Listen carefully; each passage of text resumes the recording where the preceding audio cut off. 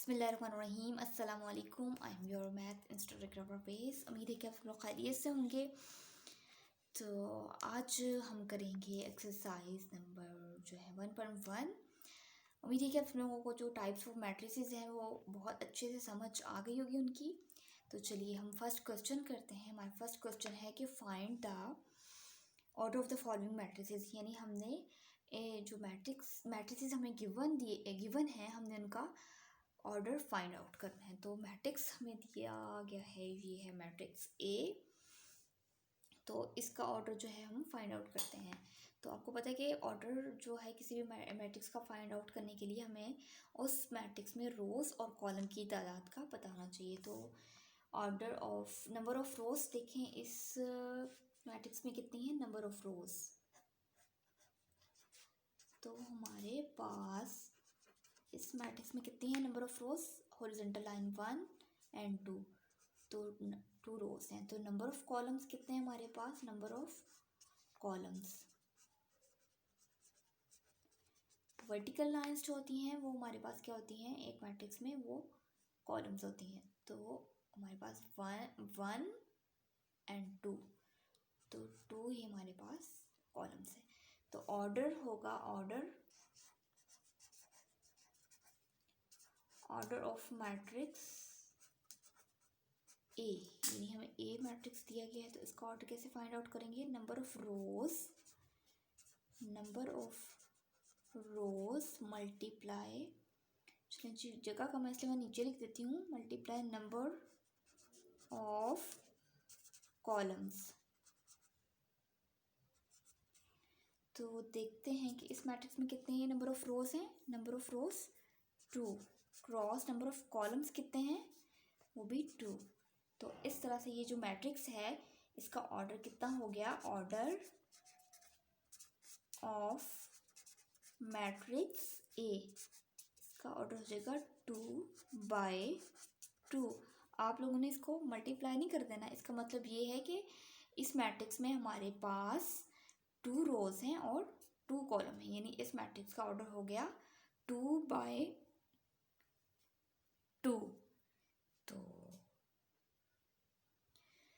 तो order of a matrix हम कैसे फाइंड आउट करते हैं, number of rose multiply number of columns. तो हम देखते हैं कि नंबर ऑफ रोज कितने हमारे पास 2, और नंबर ऑफ कॉलम्स कितने हैं हमारे पास, वो भी 2 हैं।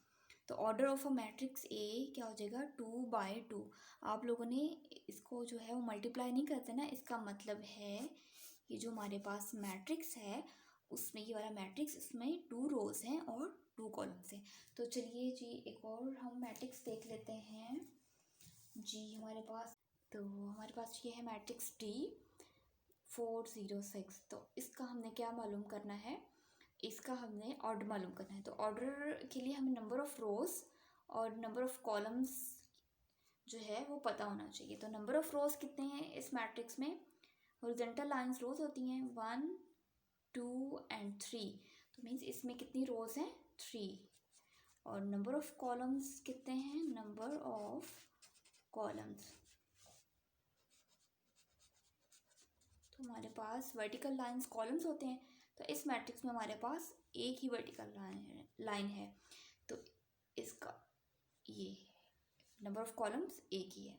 तो इसका जो ऑर्डर होगा हमारे पास कैसे लिखेंगे, order of matrix, order of matrix कौन सा है हमारे पास, डी मैट्रिक्स। तो क्या होगा, कैसे इसको फाइंड आउट करेंगे, नंबर ऑफ रोज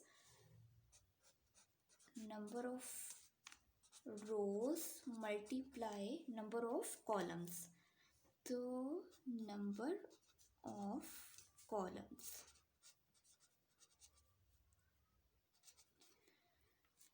चलें इनको मल्टीप्लाई कर, नंबर ऑफ रोज हमारे पास इस मैट्रिक्स में कितनी है 3, तो 3 क्रॉस हमारे पास नंबर ऑफ कॉलम्स कितने हैं, नंबर ऑफ कॉलम्स इसमें है 1,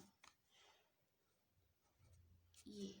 तो इस तरह से इस जो मैट्रिक्स है इसका ऑर्डर क्या हो गया, ऑर्डर ऑफ मैट्रिक्स डी क्या है 3, ये क्रॉस है तो इसको 3/1 इसको ऐसे लिख के आपने, अगेन मैं बता रही हूँ, इसको कभी मल्टीप्लाई नहीं कर देना, बस जस्ट ऐसे 3x1 मीन्स ये बता रहा है कि हमारे पास जो गिवन मैट्रिक्स है उसमें 3 रोज हैं और 1 कॉलम है, तो 3/1 इसका ऑर्डर हो गया। चलिए एक और मैट्रिक्स हम चेकआउट कर लेते हैं। हमारे पास है एक मैट्रिक्स H, तो H का हमने क्या फाइंड आउट करना है, हमने इसका ऑर्डर फाइंड आउट करना है। तो नंबर ऑफ रोज चेक कर लेते हैं इस मैट्रिक्स में। तो नंबर ऑफ रोज कितनी हैं, हॉरिजॉन्टल लाइंस 1 और 2, तो इसमें 2 हैं रोज। और नंबर ऑफ कॉलम्स चेक करते हैं।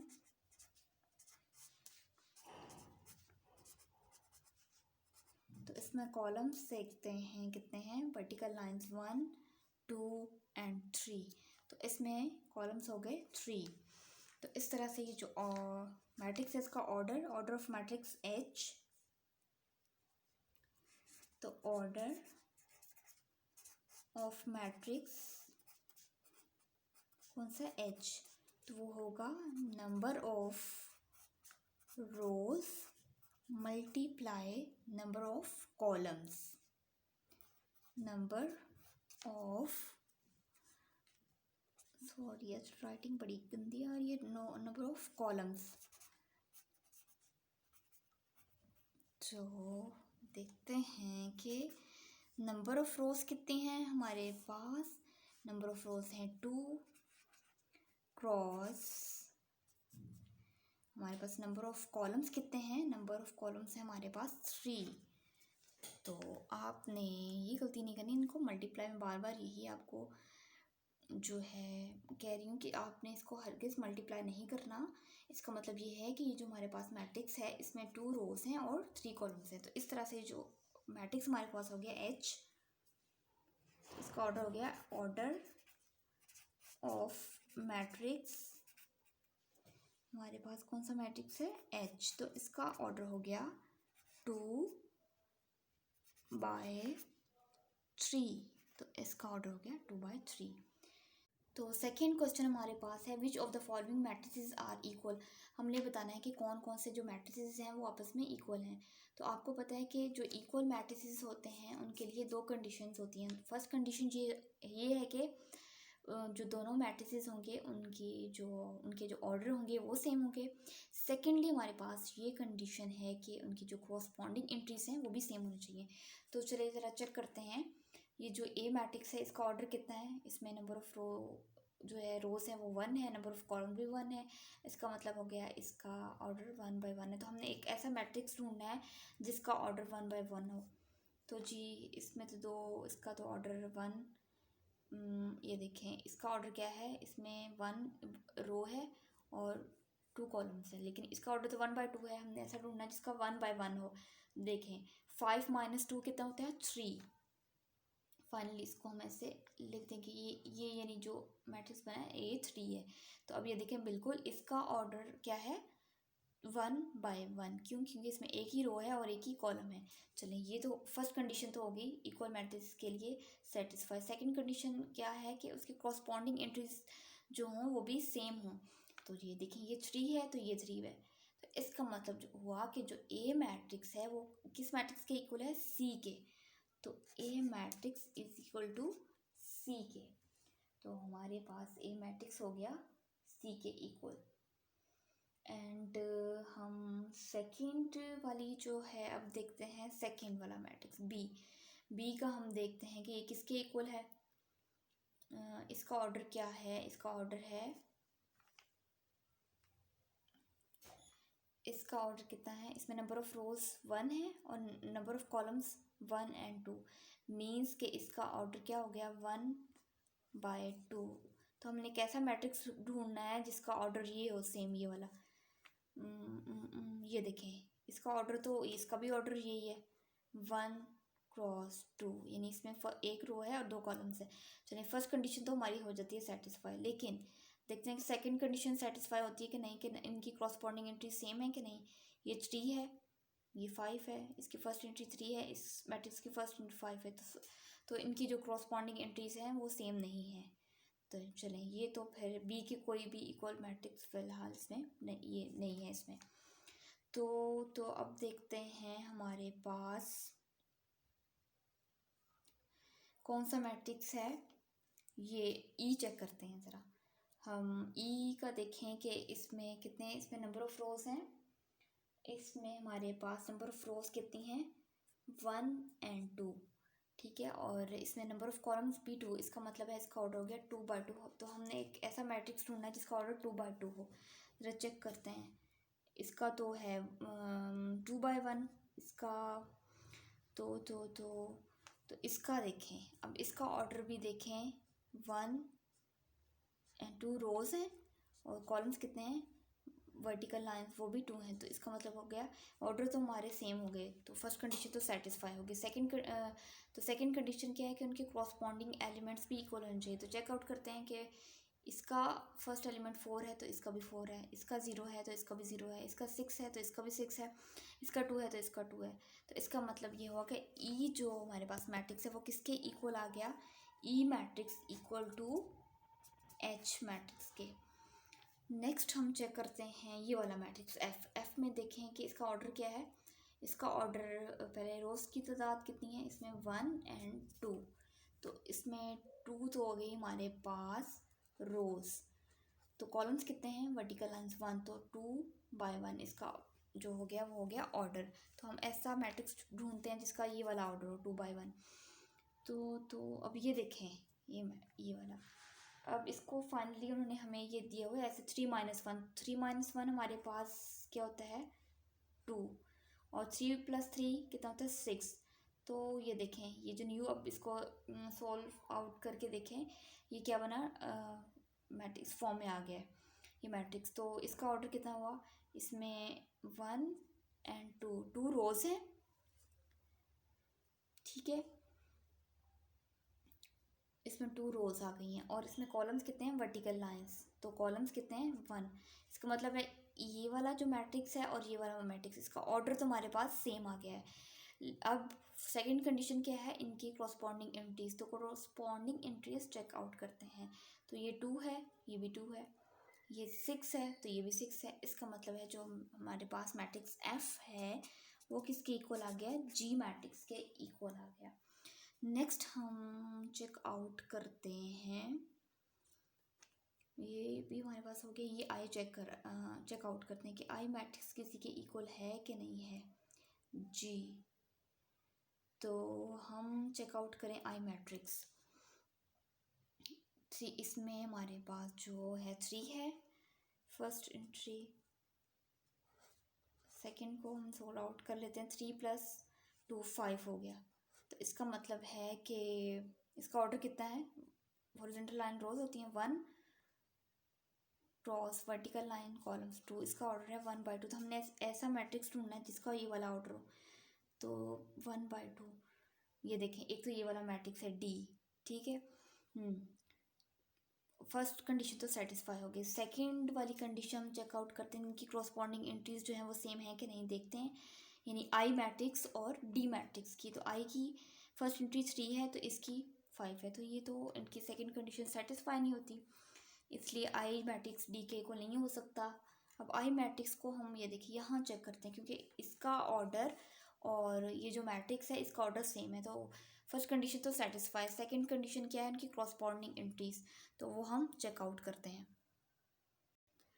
तो आई की क्रॉसपॉन्डिंग एंट्रीज क्या हैं, ऑर्डर तो इनका सेम है। देखें फर्स्ट इसमें 1/2 इसका ऑर्डर है और बी मैट्रिक्स का भी ऑर्डर क्या है, 1/2। तो फर्स्ट कंडीशन तो होगी सेटिस्फाई। सेकंड कंडीशन क्या है, क्रॉसपॉन्डिंग एंट्रीज। तो इसकी फर्स्ट एंट्री 3 है तो बी मैट्रिक्स की भी फर्स्ट एंट्री 3 है, सेकंड वाली 5 है तो इसकी भी 5 है। इसका मतलब ये हुआ कि जो हमारे पास कौन सा आई मैट्रिक्स है वो किसके इक्वल हो गया, बी, या बी मैट्रिक्स आई के इक्वल हो गया। चले, तो नेक्स्ट और हमारे पास ये भी हो गया, जे मैट्रिक्स देख लेते हैं।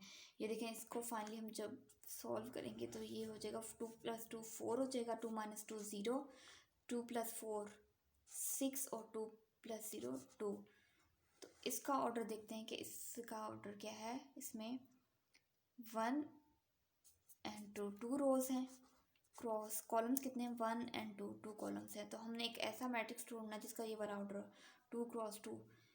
तो ये देखें, ये वाला जो मैट्रिक्स है ये चेकआउट करें, एच वाला मैट्रिक्स उसका और उस जे मैट्रिक्स का ऑर्डर जो है वो सेम है। चलिए ऑर्डर तो सेम हो गया, यानी कि फर्स्ट कंडीशन जो हो गई हमारे पास वो सेटिस्फाई हो गई। हम सेकंड वाली कंडीशन चेकआउट करते हैं कि इनके कॉरस्पॉन्डिंग जो एंट्रीज हैं वो भी सेम है कि नहीं। तो देखें, जो जे मैट्रिक्स की जो फर्स्ट एंट्री है वो 4 है, एच मैट्रिक्स की भी फर्स्ट एंट्री 4 है, सेकंड वाली 0, ये भी 0, ये 6, ये भी 6, और ये 2, ये भी 2।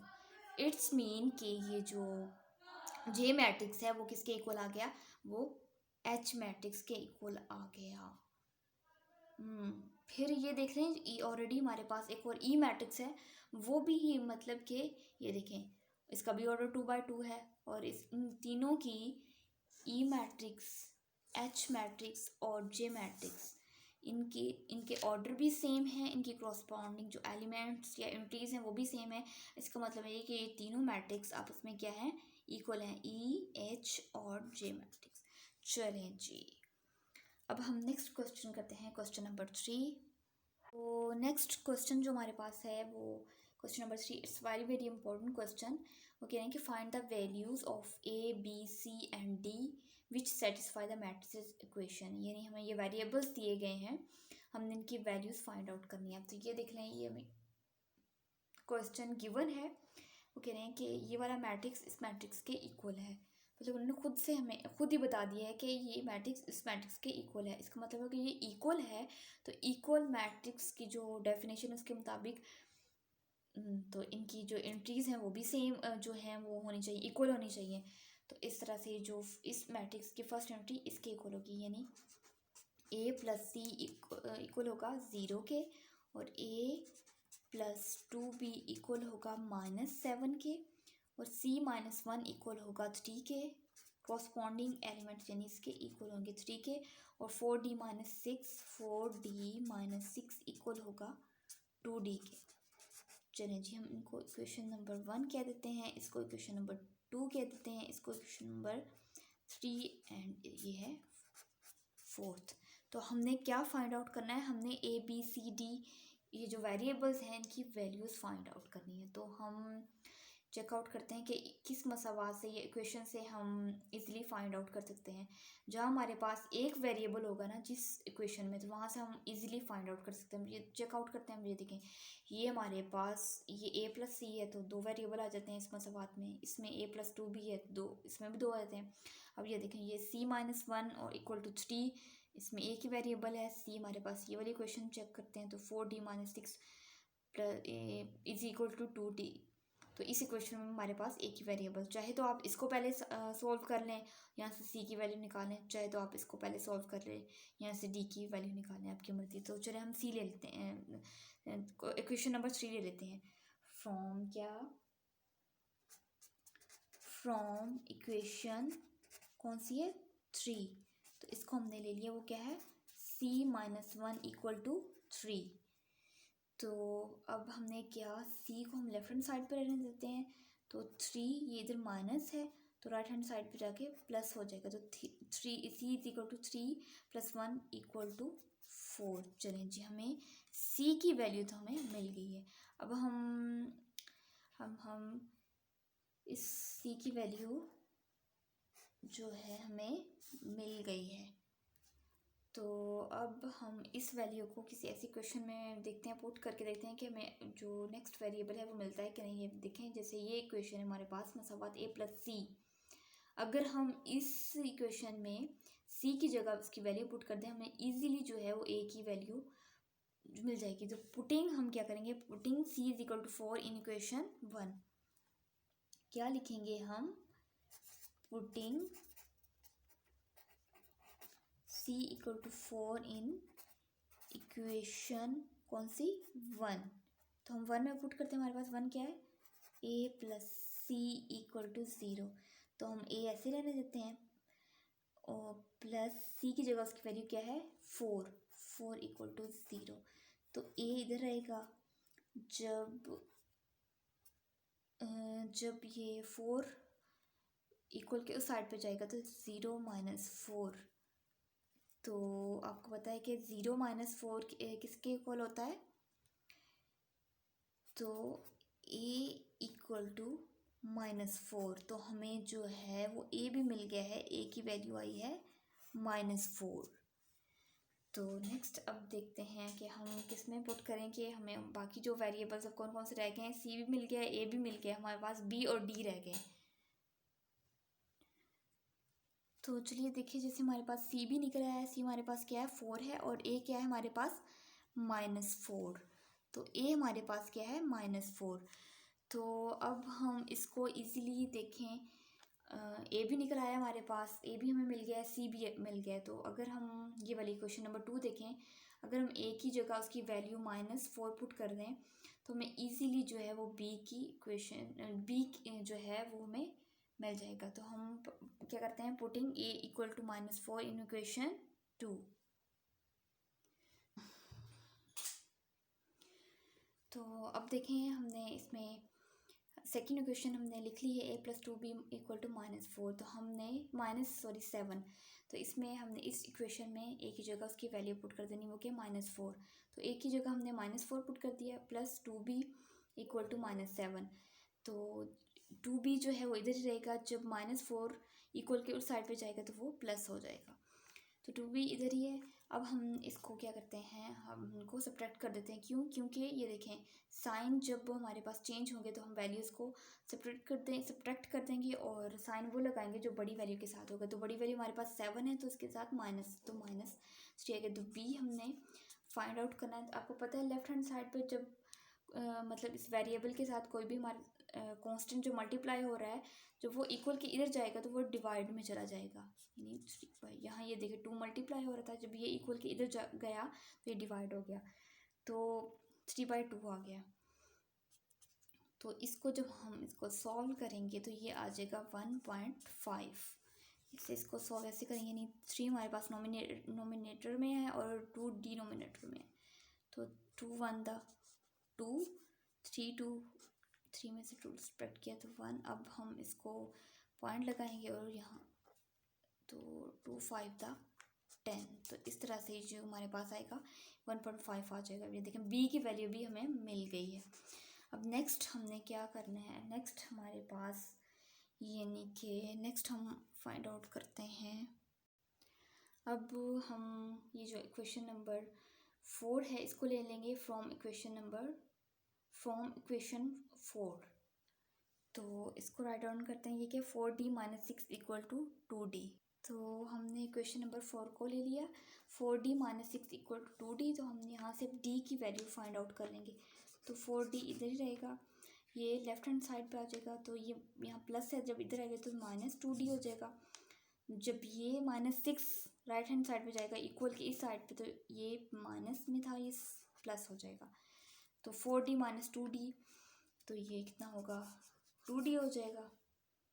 यानी आपको पता है कि जब तो हमारे पास ये वैल्यूज़ हैं, इसके साथ +4 है और ये माइनस है, तो साइन चेंज है, तो हम इनको सब्ट्रैक्ट कर देंगे और साइन जो है वो लगाएंगे जो बड़े नंबर के साथ। बड़ा नंबर हमारे पास 4 है तो उसके साथ प्लस है, तो इसलिए 2d यहाँ आ जाएगा इक्वल टू 6। तो अब d इधर ही रहेगा। मैंने पहले भी बताया कि जब कोई भी कांस्टेंट उसके वेरिएबल के साथ मल्टीप्लाई हो रहा होगा, जब वो हमारे पास राइट हैंड साइड पे जाएगा तो वो क्या हो जाएगा, डिवीजन में आ जाएगा। यानी ये 2 था, ये 2 डिवीजन में आ गया। तो d हमारे पास क्या आ जाएगा 2 3 था 6। तो इस तरह से हमें d भी मिल गया 3। तो हमें जो वैल्यूज़ हैं, तो हमें वैल्यूज़ जो हैं वो मिल गई हैं कि a जो है हमारे पास -4 में मिला है, b -1.5, c 4 और d 3 मिल गया। तो चलिए, अगर आप इसको मज़ीद सेटिस्फाई करवाना चाहते हैं तो आप इन्हीं वैल्यूज़ को जो हमारे पास गिवन मैट्रिक्स है उसमें पुट आउट करें। चलिए जी, हमारे पास वैल्यूज़ आ गई हैं। a है हमारे पास -4, b है -1.5 और c हमारे पास है 4 और d हमारे पास है 3। तो हम ये जो वैल्यूज़ हैं हम इनको क्या करेंगे, hence by putting the values of A B C and D matrix equation satisfy. तो ये जो हमारे पास हमें मैट्रिक्स इक्वेशन दी गई है, हम इसको सेटिस्फाई करते हैं ये वाली वैल्यूज़ को पुट आउट करके। तो चलिए पुट करते हैं। हम पुट करेंगे ए की जगह उसकी वैल्यू। तो ए की वैल्यू कितनी है हमारे पास, -4 है, ये देखिए -4। तो ए की जगह हम -4 पुट कर देंगे, -4 प्लस सी की वैल्यू कितनी है, सी की वैल्यू है 4।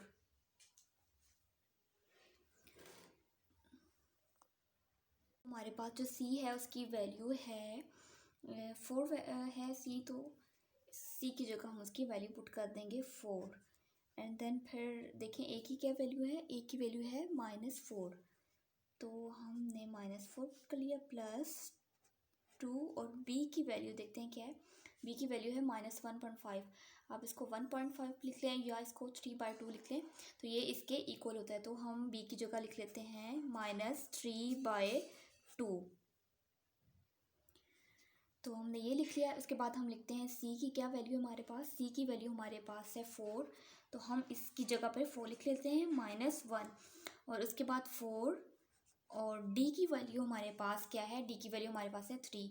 तो हमने डी की जगह क्या लिख लिया, 3 -6 वैसे ही, और एज इट इसको भी एज इट लिख लेते हैं। तो 0 -7 3 और 2D।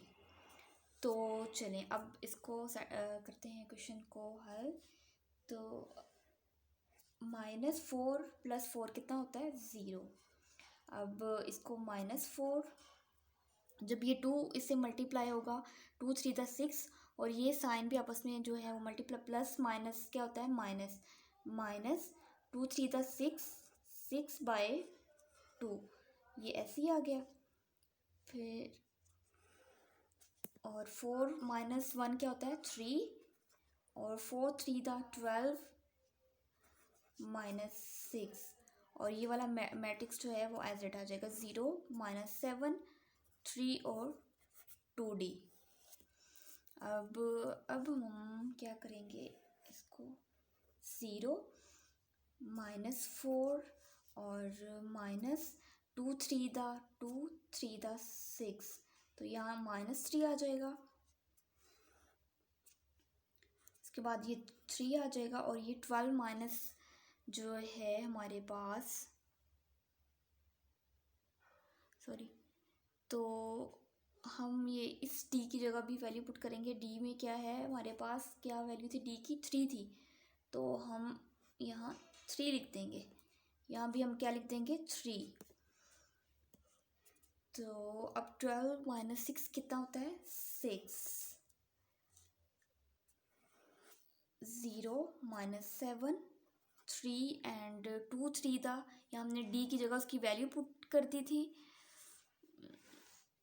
तो हमने डी की जगह उसकी वैल्यू पुट कर दी थी, वो है 3 2 3 × 6।